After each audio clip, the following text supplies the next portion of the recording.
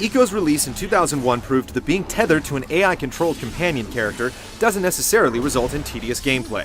Until recently, though, relatively few publishers have tried replicating these dynamics. Majin and the Forsaken Kingdom is Namco Bandai's attempt. This unlikely duo of thief and giant is an interesting enough pair, but is their bond strong enough to overcome some shaky platforming and weak combat?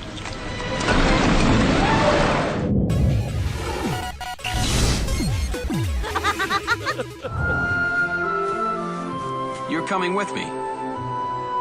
Right, partner? Partner? It means friend. Majin's a simple tale about paradise lost and friendship overcoming the odds. Tepeyu is a wandering thief who stumbles across the legendary guardian known as the Majin during his travels. Moved by the giant's plight, Tepeyu frees the beast and is persuaded to help restore the fallen kingdom the Majin had failed to protect long ago. The dark secrets of the Forsaken Kingdom's past come to light little by little as you inch closer toward your goal. Your enjoyment of the story largely hinges on your perception of your big oaf of a partner who comes with a voice that you'll either love or hate. That has my power. Probably useful. The story is touching, and you can earn one of two drastically different endings, depending on your actions.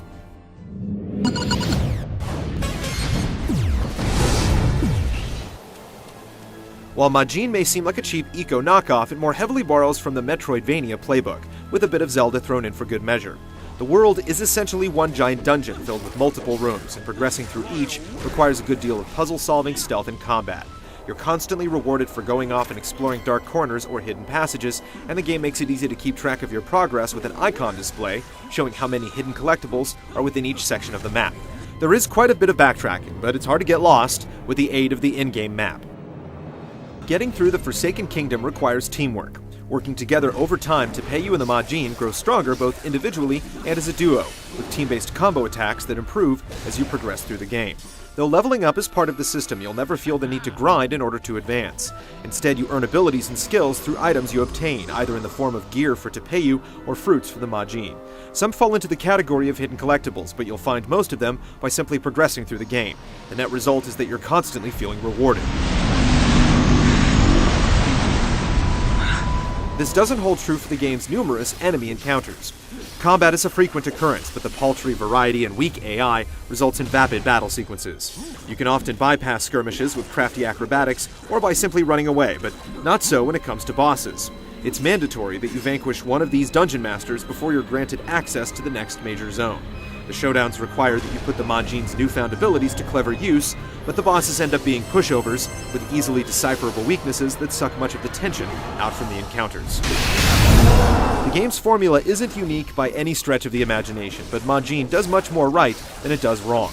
Saving the Forsaken Kingdom will run you around a dozen hours, but you can easily double that if you plan to collect every last trinket and treasure scattered about the world.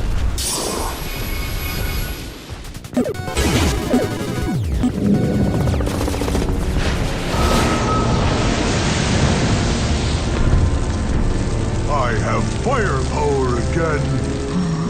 Majin doesn't stumble into any of the pitfalls you frequently see in games like this. You'll never feel like you're babysitting your giant pal, issuing commands is simple, and your partner is very responsive. There are a few minor kinks in the works though. The Majin trips on occasion for no apparent reason, and large swarms of enemies can overwhelm the giant a bit too easily despite his brute strength.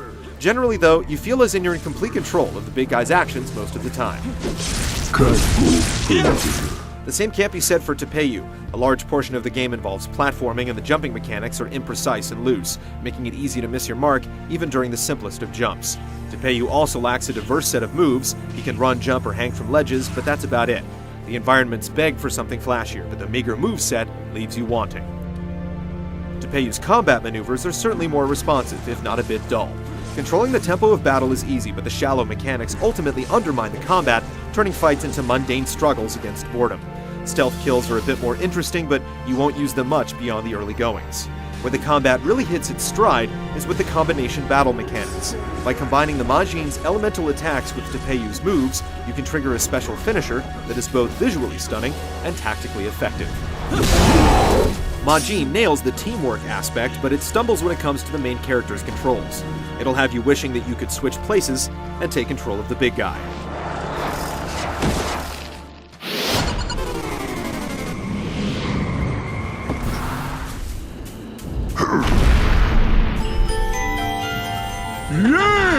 that great! Majin's visuals are the weakest link in this relationship.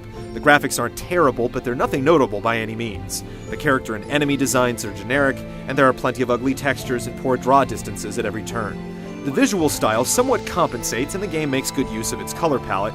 Tepeyu's voice sounds muffled at times, and both the Majin's and animal inhabitants' dialogue will grate on your nerves. It's as we thought. The Fountain of Darkness is deep inside this castle. We just need to get inside. The soundtrack routinely sets the mood, but a few tracks sound cheap.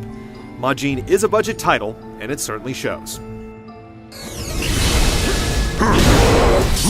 Hurt big enemies by hitting space.